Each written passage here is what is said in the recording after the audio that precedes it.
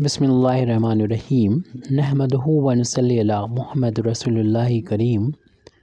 ये problem graphical solution of linear programming problem से है। Minimum z is equal to 2x1 plus 3x2 subject to constants x1 plus x2 less than equal to 4, 6x1 plus 2x2 greater than equal to 8, x1 plus 5x2 greater than equal to 4, x1 less than equal to 3, x2 less than equal to 3 and x1 x2 greater than equal to 0। ये non negative condition कहलाती है। ये constants हैं और ये objective function है। इसको मैं ग्राफिकल मेथड से इसे सॉल्व करना है। ग्राफिकल मेथड की एक कमी ये है, इसका ड्रॉबैक ये है कि इसमें दो वेरिएबल जब होते हैं तब इसको हम सॉल्व कर सकते हैं। हमारे यहाँ भी दो वेरिएबल x1 और x2 हैं। तो सबसे पहले हम इन कॉन्स्टेंट्स पर फोकस करेंगे और इनको प्लॉट करने की कोशिश करेंगे। तो सबसे पहले तो हम जो इनइक्वालिटी लिखी हुई है x1 plus x2 less than equal to 4, तो उससे इसके इक्विवेलेंट x ये इक्वेशन है वो बनाएंगे और इसको चूँकि हमें प्लॉट करना है तो इसलिए राइट हैंड इसको हम इस फार्म में यानी x upon a plus y upon b is equal to 1, इस फार्म में अगर हम इसको x एक्सिस माने और इसको y एक्सिस माने तो ये a का मतलब ओरिजिन से ये डिस्टेंस जो होगी a डिस्टेंस ये होगी और b डिस्टेंस ये होगी। तो इन पॉइंट्स को जब ज्वाइन करेंगे तब ये लाइन प्लॉट हो जाएगी और यानी इंटरसेप्ट फॉर्म कहलाती है ये। और इस पॉइंट के जो कोऑर्डिनेट होंगे ये a, 0 हो जाएंगे यानी ये x एक्सिस है और ये पॉइंट ये b दूरी है तो x की वैल्यू 0 और y की वैल्यू b हो जाएगी। तो ये प्रोसीजर हम यहाँ पर अप्लाई करेंगे। राइट हैंड साइड में 4 है तो 4 से पूरे इक्वेशन को डिवाइड करेंगे, x1 अपान 4 हो जाएगा और x2 अपान में 4 हो जाएगा, राइट हैंड साइड में 1 आ जाएगा। तो इसको हम प्लॉट करेंगे। तो इसको प्लॉट करने के लिए अभी हम फिलहाल रफली आपको बता देते हैं कि हम यहाँ पर इस एक्सिस को x1 लेंगे और दूसरी ये एक्सिस जो है वो x2 लेंगे, ये ओरिजिन हो जाएगा। और यहाँ पर 4 1 2 3 4 यहाँ पर लेके ये वाला पॉइंट इस पॉइंट से होकर जाएगी और x2 के नीचे 4 है तो 1 2 3 4 लेते हुए इस पॉइंट से होकर लाइन जाएगी, यानी इन दोनों को मिला देंगे। और मिलाते टाइम ये ध्यान रखें कि डॉटेड से मिलाना है या सॉलिड से, क्योंकि हमारे जितने भी इनइक्वालिटीज़ दे रखी हैं वो इक्वल भी है अपान में उसके साथ में, तो इसलिए हम सभी में ये सॉलिड लाइन से बनाएंगे, कोई भी हमारे डॉटेड लाइन का इस्तेमाल हमें नहीं करना है। तो इस लाइन का हमने रफली इसको यहाँ पर बना दिया है। हालांकि इसका जो सभी के लिए जो फिगर बनाएंगे सभी लाइंस के लिए वो हम यहाँ पर बनाएंगे और उसमें जो कि मैं फ़र्स्ट क्वाड्रेंट को ही कंसीडर करना होता है तो इसलिए हम इस फर्स्ट क्वाड्रेंट को ही हम यहाँ पर अच्छी तरीके से दिखा दे रहे हैं। बाकी जो है वो तो ज़रूरत नहीं होगी तो इसको हम इसमें यहाँ पर शो नहीं करेंगे।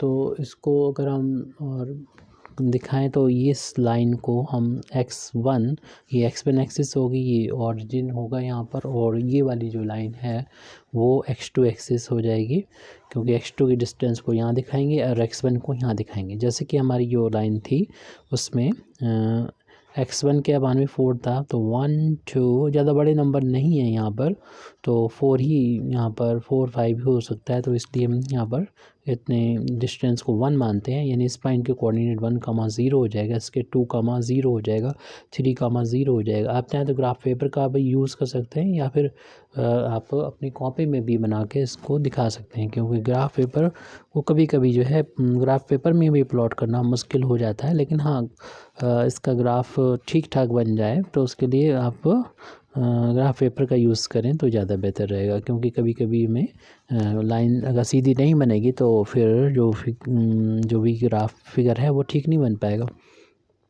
तो यहाँ पर भी 4 ले लें 1 2 इक्वल डिस्टेंस पर। अब ग्राफ पेपर में तो ये लाइनें ड्रॉ ही होती हैं, इसमें छोटे खाने होते हैं, बड़े खाने को एक मान लेंगे, 2 3 और 4, दो जिसमें 10 छोटे खाने होते हैं उनको एक मान लेंगे। तो ये पॉइंट हो जाएगा 0, 1, ये 0, 2 और 0, 3 एंड 0, 4। क्योंकि हमें एक लाइन अभी हमने प्लॉट करी थी उसको यहाँ पर दिखा देते हैं। जैसे कि अभी बताया था हमने कि 4,0 से ये लाइन जा रही है। यहाँ पर ये वाला पॉइंट जो है डिस्टेंस जो कि 1 2 3 4 थी, तो ये 4 डिस्टेंस है, तो इस पॉइंट के कोऑर्डिनेट 4,0 और ये भी 4 है तो 0,4 हो जाएगा, क्योंकि x2 एक्सिस पे x1 की वैल्यू 0 होगी। और दूसरा पॉइंट जैसे कि अभी हमने जो लाइन थी उसी को इसी पर हमें रिपीट करना है, बाकी सारी लाइन भी हम यहाँ पर ड्रॉ करेंगे। तो इन दोनों पॉइंट्स को जब हम ज्वाइन कर देंगे एक सॉलिड लाइन से, एक सीधी लाइन होना चाहिए, आप स्केल का यूज़ करते हुए इसे बनाएंगे। और ये डिस्टेंस भी जो है वो इक्वल रखते हुए अगर बनाएं, सेंटीमीटर 1 सेंटीमीटर लेके बना दें कि 1 2 3 4 सेंटीमीटर, या 2 सेंटीमीटर का ले लें तो 8 सेंटीमीटर भी हो जाएगा, कोई दिक्कत नहीं है यहाँ पर। तो 2 2 4 2 6 2 8 सेंटीमीटर का ये हो जाएगा। और एक एक का भी ले सकते हैं, बड़ा लेने से ये है थोड़ा सा हमारे आसानी रहेगी। तो ये यहाँ पर अब इनइक्वालिटी है ये, तो इनइक्वालिटी ये है इनइक्वालिटी यहाँ पर। और आपको जो सबसे अच्छा पॉइंट पता होता है इस पूरे प्लेन में, वो आप कोई भी एक इस लाइन के इधर या उधर एक पॉइंट ले लेते हैं। तो जैसे सब मैंने बोला सबसे अच्छा पॉइंट पता होता है वो 0,0 होता है, और आसान भी होता है कैलकुलेशन के लिए। तो हमें ये देखना होता है कि इस लाइन के इस तरफ या उस तरफ कोई एक पॉइंट सेटिस्फाई कर रहा है या नहीं कर रहा है, जिससे हमें सोल्यूशन रीज़न पता हो जाए इस लाइन का। तो हम देखते हैं 0,0 अगर हम इस पहली जो इनइक्वालिटी दे रखी थी इसमें रखते हैं 0 0 रखते हैं, तो 0 + 0 0 हो जाएगा, और 0 इज़ लेस देन 4 होगा, विच इज़ ट्रू।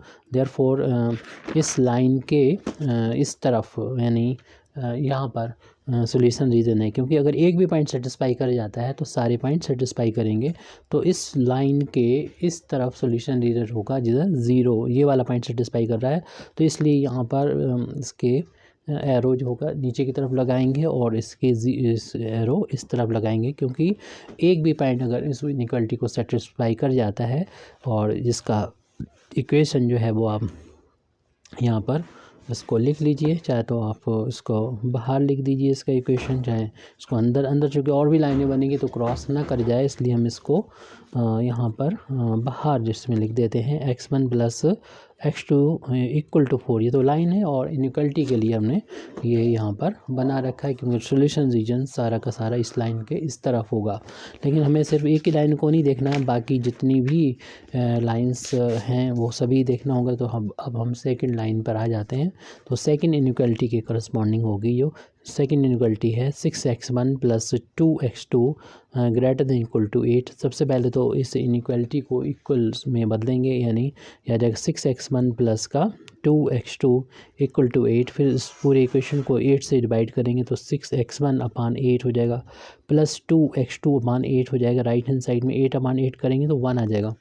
यहाँ पर 2 कैंसिल कर देगा 8 को 4 टाइम्स, ऐसे ही ये 2 से डिवाइड करेंगे 3/4 हो जाएगा।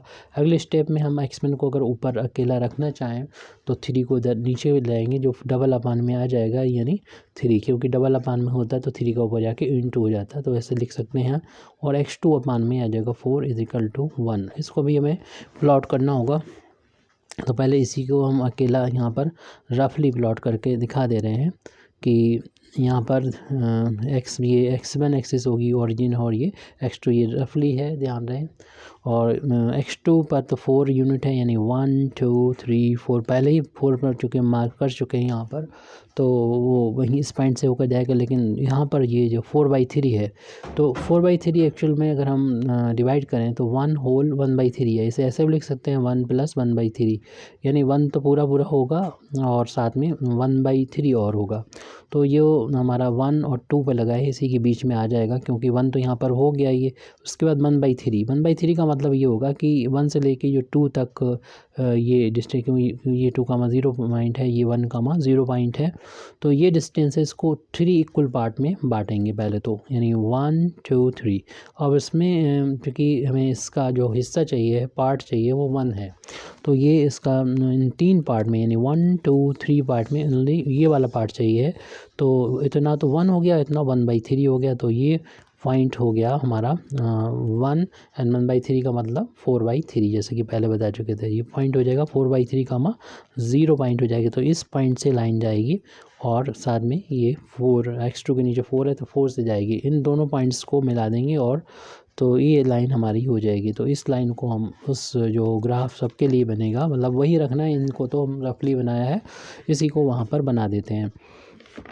इसी चीज़ को हम दोबारा से रिपीट कर देते हैं। जैसे कि हमें पॉइंट मिला था 1 एंड प्लस 1/3, तो ये 1 और 2 के बीच में इसके हमें 3 बराबर हिस्से करना होंगे, पार्ट करना होंगे, क्योंकि अब आप ग्राफ पेपर पे भी बनाएंगे तो जो यहाँ पर एक बड़ा खाना होगा जिसमें 10 छोटे छोटे खाने होंगे, उसको इक्वल 3 पार्ट में बांटना बहुत मुश्किल होगा। तो इसलिए हमें कोई ज़रूरत भी नहीं है ख़ास तौर से, बस आप मोटे तौर पर इसमें 3 पार्ट कर लीजिए और बस ग्राफ पेपर पे ये थोड़ा सा और स्केल का यूज़ करते हुए ग्राफ सही बन जाएगा। और अगर आप ऐसे बनाने जैसे हमने बनाया, थोड़ा सा बड़ा बनाया, तो आप अगर बनाते हैं तो उम्मीद है कि हमें ग्राफ पेपर की भी ज़रूरत नहीं पड़ेगी और रिज़ल्ट बिल्कुल ठीक आएगा। तो वो प्रैक्टिस से आपको पता चल जाएगा। तो 3 हमने इक्वल पार्ट में बांट लिए ये, और उसमें से 1 पार्ट लिया तो 1/3 हो गया, 1 यहाँ तक हो गया और 1/3, तो ये दोनों ऐड करेंगे तो 4/3 हो जाएगा ये पॉइंट। तो इस पॉइंट के जो कोऑर्डिनेट हैं वो हो जाएंगे 4/3, जिसको हम यहाँ पर अभी लिख देंगे। पहले से ये पॉइंट लिखा हुआ है इसलिए लिखने में थोड़ी दिक्कत हो रही है। और दूसरा था 0,4। इन दोनों पॉइंट्स को जब हम ज्वाइन करेंगे तो ये अभी लाइन जिसकी बात चल रही है वो लाइन जो है हमें मिल जाएगी। तो ये इन दोनों पॉइंट्स को हम स्केल का यूज़ करते हुए दोनों को मिला देंगे। तो ये स्केल दोनों पॉइंट्स को रखें और इसको मिला दें तो एक सीधी सी लाइन बन जाएगी। तो इस को थोड़ा आगे बढ़ा के इसका नाम भी लिख देंगे। कौन सी लाइन बनाई है हमने, 6x1 प्लस का 2x2 = 8, ये लाइन है। अब हमें ये भी देखना होगा इस लाइन का सॉल्यूशन रीजन किधर होगा, यानी इस लाइन के इधर होगा या इस लाइन के उधर होगा, इधर होगा या उधर होगा, ये देखना है। तो उसके लिए सिर्फ एक पॉइंट की ज़रूरत होती है, वो पॉइंट हम 0,0 ले लेते हैं और जो इनइक्वालिटी है उसमें रख के इसको चेक कर लेते हैं। इनइक्वालिटी आपको ये यहाँ पर नज़र आ रही है। इसमें x1 बराबर हम 0 अगर रखते हैं और x2 की वैल्यू 0 रखते हैं तो लेफ़्ट हैंड साइड में देख रहे हैं कि ये आ रहा है और 0, तो जो रिज़ल्ट आ रहा है वो फॉल्स है, गलत है कि वो 0 बड़ा नहीं होता है 8 से। तो इसका मतलब सॉल्यूशन रीज़न जो है वो ये इस लाइन के इस तरफ यानी 0,0 इस तरफ सॉल्यूशन रीज़न नहीं होगा, क्योंकि इसके इस लाइन के इस तरफ इस यानी 0,0 की तरफ जो है पॉइंट सेटिस्फाई नहीं कर रहा है। अगर एक भी पॉइंट सेटिस्फाई नहीं करेगा तो इस तरफ सॉल्यूशन रीज़न ना होके उसके अपोजिट तरफ होगा रीज़न, तो इसके अपोजिट तरफ दिखा देंगे। तो इस लाइन के ऊपर की तरफ जो होगा सॉल्यूशन रीज़न होगा, जैसे कि अभी हमने दिखाया। तो इसमें एरो दोनों तरफ बना देंगे कि इस लाइन का सॉल्यूशन रीज़न जो है ऊपर की तरफ होगा। और इस लाइन का अभी देख चुके हैं, यहाँ पर एरो बना हुआ है, इसका नीचे की तरफ होगा। लेकिन अभी हमें और भी लाइंस यानी इनइक्वालिटीज़ बनाना है। तीसरी इनइक्वालिटी आ गई है x1 + 5x2 > 4। x1 + 5x2 x2 > 4, ये हमारे पास इनइक्वालिटी है, दे रखी है। तो सबसे पहले तो इस इनइक्वालिटी के इक्विवेलेंट हम इक्वेशन इसी के नीचे लिख लेते हैं। x1 प्लस का 5x2 = 4, और 4 से पूरे इक्वेशन को जब डिवाइड करेंगे तो राइट हैंड साइड में हमें 1 बनाना है ताकि इंटरसेप्ट फॉर्म में ये आ जाए। और फिर x1 का कोफिशिएंट तो पहले से 1 है, x2 को कोफिशिएंट 1 करने के लिए 5 को हम नीचे ले आएंगे, 4 के भी नीचे ले आएंगे, डबल अपन में आ जाएगा। तो ये जो है प्लॉट हमें करना होगा। तो x1 के नीचे 4 है तो ये 4 डिस्टेंस तो पहले से है कि x1 पे 4 चलना है, तो ये यहाँ तक 1 हो गया। और ये 2 है कि वो 2,0 पॉइंट है, ये 3 है 3,0, ये 4,0, ये 4 हो गया, ये वाला पॉइंट हो गया। यहाँ से लाइन जाएगी ये वाली लाइन जाएगी। और दूसरा पॉइंट है 4/5। इसका मतलब है कि 1 के हम 5 हिस्से करेंगे, उसमें 4 चाहिए होगा इसको y एक्सिस पर यानी y2 पर। y2 एक्सिस से ये है यहाँ पर 1, ये डिस्टेंस है, इसके 5 पार्ट करें इक्वल, तो 5 पार्ट रफली हम कर देंगे। ये तो खैर आप ग्राफ पेपर पर बना सकते हैं क्योंकि उसमें जो है 10 होंगे, तो 10 के आप 2 ले लेना, क्योंकि 5 के अगर 5 डिनोट कर रहा है, जैसे 5 10 को डिनोट कर रहा है तो 4 किसको डिनोट करेगा, तो आपको मालूम है 4 जो होगा वो डिनोट करेगा, क्लियर सी बात है कि 8 को डिनोट करेगा। तो हम लोग बना सकते हैं। तो 8 यानी छोटे खाने लेंगे यानी छोटे छोटे अगर 10 पार्ट किए जाएँ तो 8वां हिस्सा यहाँ पर हो जाएगा। या फिर आप इसके 5 हिस्से करें, इक्वल अगर कर सकें तो 5 का हमें 4 हिस्से लेने होंगे, 4th वाला पार्ट होगा। तो इस पॉइंट का जो कोऑर्डिनेट होगा यानी ये वाला पॉइंट हो गया, इसके कोऑर्डिनेट लिखेंगे तो 0, 4/5 हो जाएगा। और अभी हमने कहा था इस पॉइंट के कोऑर्डिनेट हम लिख देंगे, वो हम नहीं लिख पाए तो अब लिख देते हैं इसमें, क्योंकि ये वाला पॉइंट हम भूल रहे थे। पहले कितना बताया था, 1 था ये और 1/3, 4 तो हो गया ये 4/3 का 0 पॉइंट हो गया। इस पॉइंट को हालांकि हो सकता है ज़रूरत ना पड़े इस पॉइंट की, हमें प्लॉट करने तक ही इस पॉइंट की ज़रूरत है, वो हमने इस पॉइंट को लिख दिया है।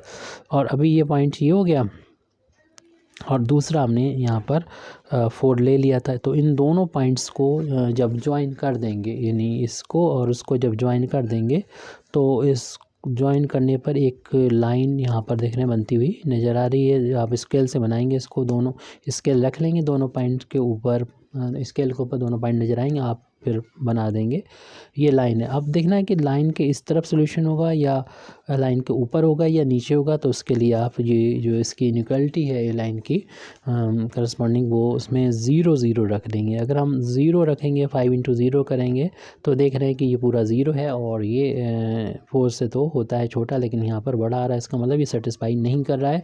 तो यानी ये पॉइंट सेटिस्फाई नहीं कर रहा है, इसका मतलब इस लाइन के नीचे सोल्यूशन ना होके इस लाइन के ऊपर सोल्यूशन होगा। तो इस लाइन के एक सिरे पर और दूसरे सिरे पर भी ऊपर की तरफ यहाँ पर इंडिकेट कर दें, एक एरो बना दें, ताकि ये पता चले कि ये यहाँ पर इसका सोल्यूशन रीजन जो है ऊपर होगा।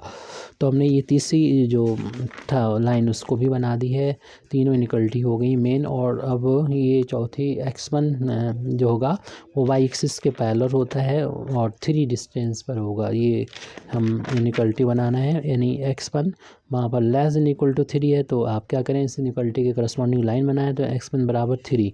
तो इसमें x1 है तो इस बाई x2 एक्सिस के पैरेलल 1 और ये 2 3 दूरी पर एक लाइन बनाएंगे जो कि ये x2 एक्सिस के पैरेलल लाइन होगी और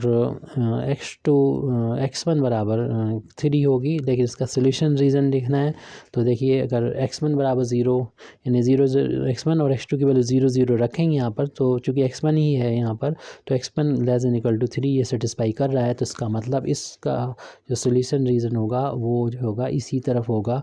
तो इस दोनों तरफ ऊपर और नीचे 2 एरो बना देंगे, सोल्यूशन रीज़न इसी तरफ हमें इसका लेना है।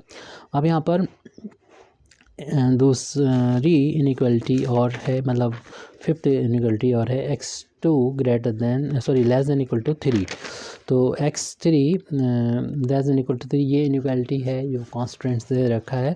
इसको अगर इक्वेशन में कन्वर्ट करेंगे तो x2 जो है वो इक्वल टू 3 आ रहा है, x2 3 आ रहा है। तो ये x1 के पैरेलल होगा, x1 एक्सिस ये है और इसके पैरेलल हमें 3 डिस्टेंस पर यानी 1 2 ये 3 है, 3 डिस्टेंस पर एक लाइन ड्रॉ करनी होगी। इस तरीके से एक लाइन इसके पैरेलल ड्रॉ कर लेंगे।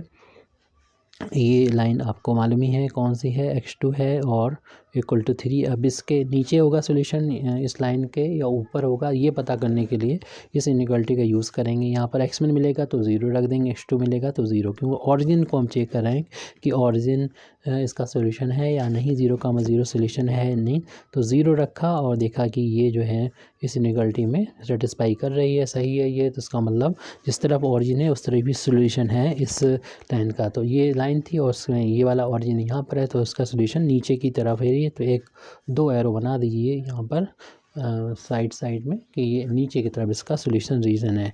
अब हमारा जो है वो नॉन नेगेटिव कंडीशन आ जाती है, x1 और x2 ग्रेटर दैन 0। तो x1 आपको मालूम ही है कि ये वाली जो लाइन होती है x1 बराबर 0 होती है, ये x2 वाली लाइन x1 बराबर 0 होती है। लेकिन आपको मालूम है कि अगर x1 ग्रेटर दैन 0 है तो इसका मतलब आपको देखना है इस तरफ देखना है, यानी इस तरफ देखना है, पॉजिटिव तरफ देखना है, सीधे हाथ की तरफ देखना है। ऐसे ही दूसरा जो है x2 ग्रेटर दैन 0 है तो आपको मालूम ही है कि x में एक्सिस का इक्वेशन होता है x2 बराबर 0 और चूँकि ग्रेटर देन 0 है तो ऊपर देखना होगा, तो हमें ऊपर देखना होगा। बस लास्ट वाले से हमें क्या करना होता है कि बस ये होता है कि हमें फर्स्ट क्वाड्रेंट में देखना है, तो इसमें ज़्यादा हमें देखने नहीं कि ये वैल्यू से हमें सिर्फ पता होता है कि हमें फर्स्ट क्वाड्रेंट में ही काम करना है।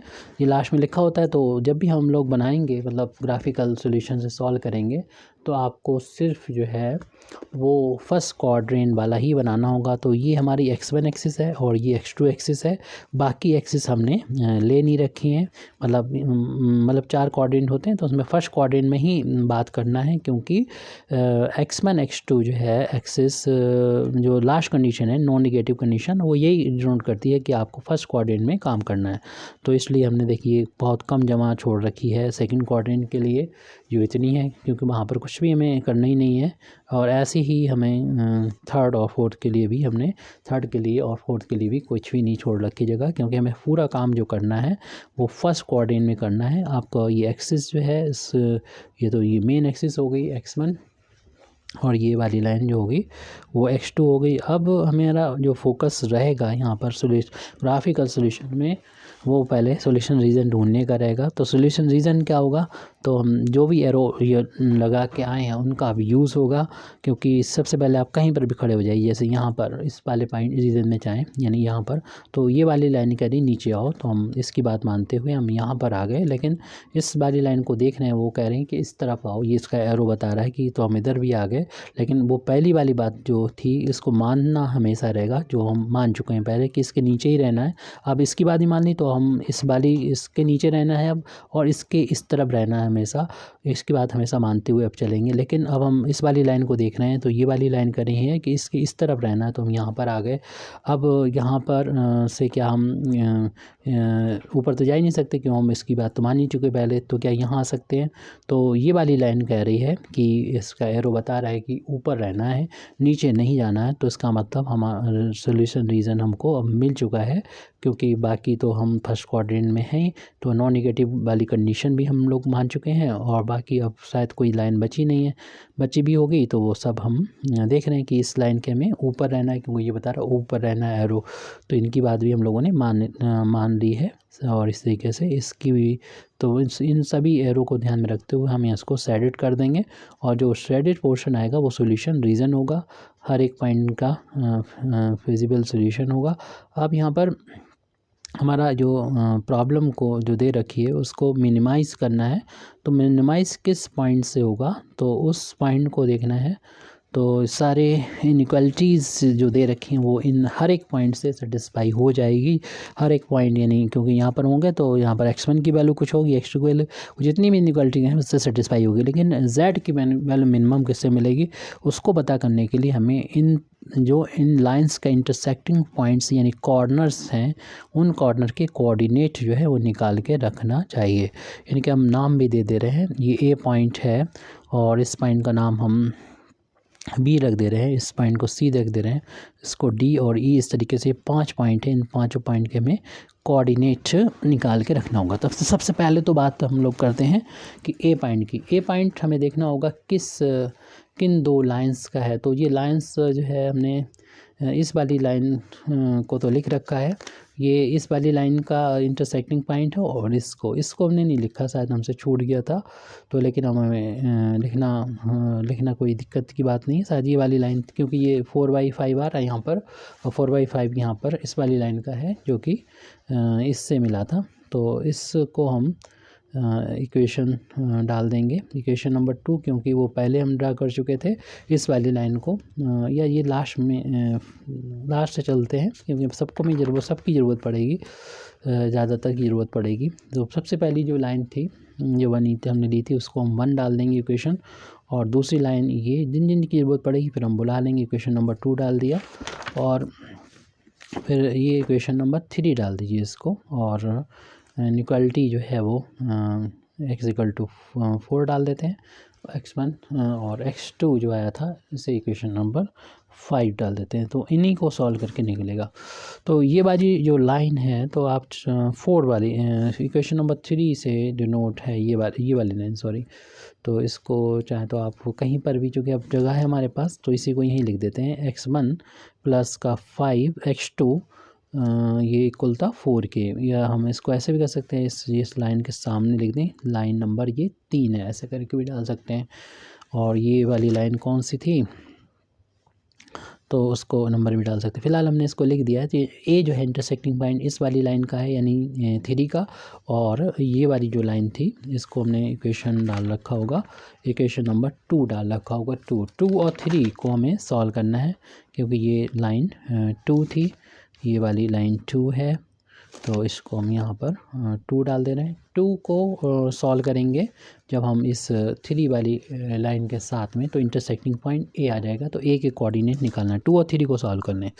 तो 2 और 3 में हमें x1 x2 की वैल्यू निकालना है। तो वहाँ पर देखिए ये x का कोएफिशिएंट जो है वो 6 टाइम्स x1 है, और यहाँ पर 6 टाइम्स x1 बनाने के लिए यहाँ पर इक्वेशन नंबर 3 में 6 से मल्टीप्लाई कर दें। किसी मेथड से आप सॉल्व करें, इक्वेशन नंबर हम 3 में 6 से मल्टीप्लाई कर देंगे तो हमें एक नया इक्वेशन मिल जाएगा 6x1, और फिर यहाँ पर 6 से इंटू करेंगे तो प्लस का आ जाएगा 30x2, और 6 का इसमें इंटू करेंगे 4 में तो ये 24 हो जाएगा, एक नया इक्वेशन। इससे चाहें तो आप 6 डाल दें, और इसको फिर इक्वेशन नंबर जो 2 था उसके साथ में सॉल्व करना है, यानी घटा दें इसको। तो क्योंकि हम x1 को एलिमिनेट करना चाहते थे, x1 को ख़त्म करना चाहते थे, 2x2 की फिर वैल्यू आ जाएगी राइट हैंड साइड में, ये 8 के इक्वल है, तो इसको 8 के इक्वल रख दें। इक्वेशन नंबर ये 2 है, और जब हम इसको माइनस करेंगे तो ये प्लस माइनस कैंसिल हो जाएगा, इनका डिफरेंस 28 हो जाएगा x2, और इनका इसे भी 24 में से 8 को घटाना होगा तो 16 आ जाएगा। और हम अगर x2 की बात करेंगे तो यहाँ पर 16/28, और ये 4 से कैंसिल हो जाएगा, 4 4 जा और 4 7 जा, तो x2 की वैल्यू आ जाएगी 4/7।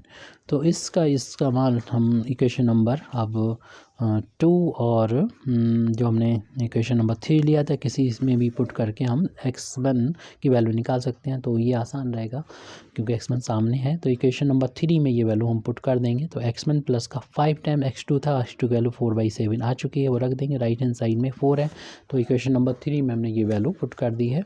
तो x1 प्लस का ये 20/7 इज इक्वल टू 4 हो जाएगा, इसको उधर ट्रांसपोज कर देंगे तो x1 इक्वल टू 4 माइनस 20/7 4/1 कर लेंगे, 7 एलसीएम ले लेंगे, 7 को 28 हो जाएगा, 28 में से 20 माइनस हो के 8 बचेगा, 8/60 हो जाएगा, यानी x1 की वैल्यू हमें मिल गई 8/7। इस तरीके से a जो पॉइंट है उसके कोऑर्डिनेट यानी x1 और x2 के जो कोऑर्डिनेट है वो हम लिख सकते हैं। 8/7 आया था x1 की वैल्यू, सॉरी यहाँ कॉमा लगाना था, और x2 की वैल्यू जो है 4/7। तो ये पॉइंट आ चुका है, तो यहाँ डिनोट भी कर दे रहे हैं, इसमें कोऑर्डिनेट कितना है 8/7 है और 4/7 है। हमें फिर बी पॉइंट का कोऑर्डिनेट निकालना है। बी पॉइंट चूँकि x1 पर है, x1 बराबर 3 पर है, तो x यहाँ पर बी के x कोऑर्डिनेट पता हो गया 3 हो गए, और y कोऑर्डिनेट निकालना है। तो ये जो इस वाली लाइन पर है, तो इस वाली लाइन जो कि लाइन 3 है, इसमें x1 बराबर 3 रख के हम x2 की वैल्यू को निकाल सकते हैं, क्योंकि ये इस लाइन पर, इस वाली लाइन पर,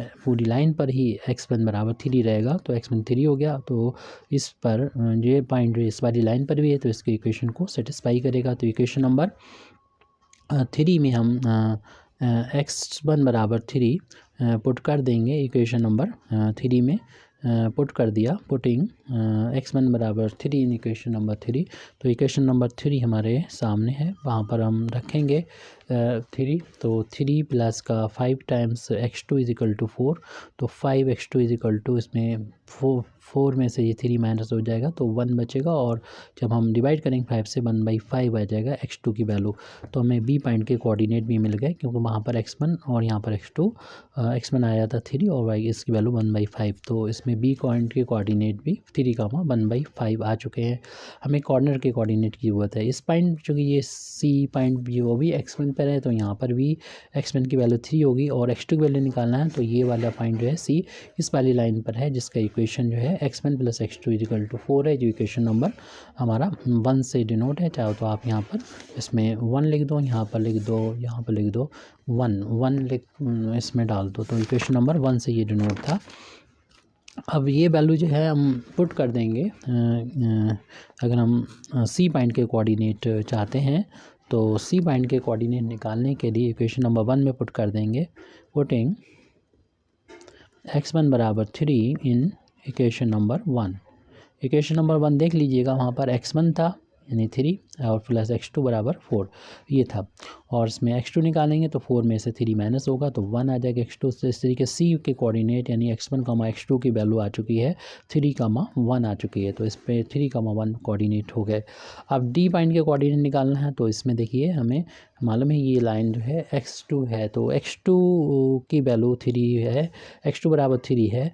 और ये किस दूसरा ये पॉइंट जो है इस वाली लाइन पर ही है जो इक्वेशन नंबर 1 पर है। तो इसमें भी हम जब 3 रखेंगे तो ये वैल्यू 1 मिल जाएगी, लेकिन हम रख के दिखा देते हैं।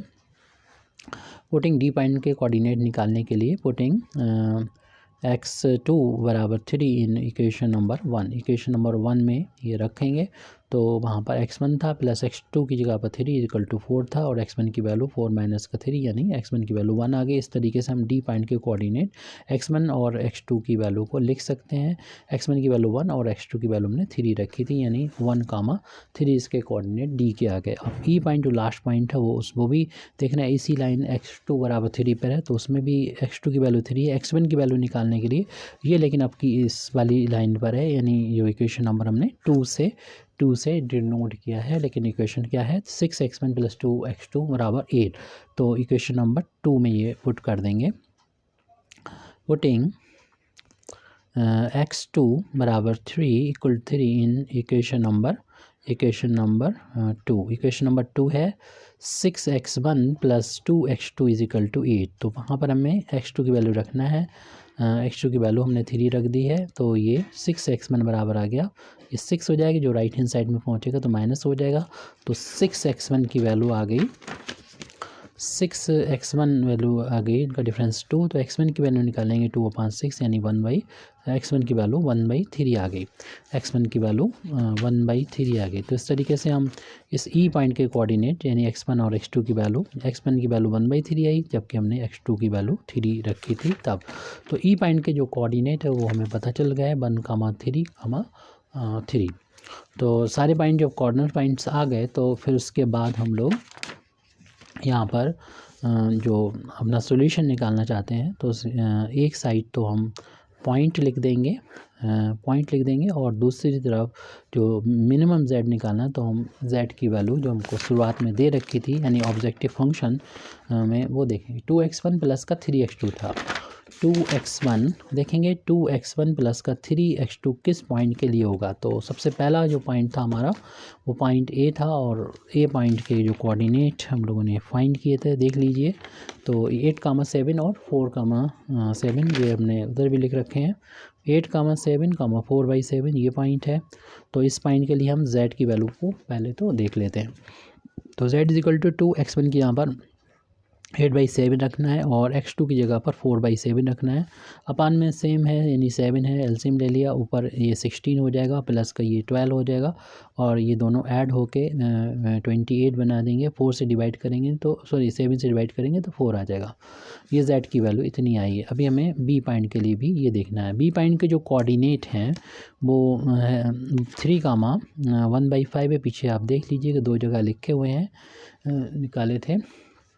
और इसमें x के यहाँ 3 रखना है यानी 2 × 3 और x2 की जगह 1/5 रखना है तो ये हो जाएगा 6 प्लस का 3/5। अब इनको ऐड करने की ज़्यादा ज़रूरत नहीं है क्योंकि हमें मिनिमम z देखना है और देखना है कि 4 तो आ गया जो कि 6 से बड़ा है और छोटा है, और 6 में भी इतना ऐड होगा तो ये ज़्यादा वैल्यू हो जाएगी। तो ये तो इन दोनों में तो ये तो कम है कम से कम, और आगे भी हमें सभी पॉइंट के चेक करना है।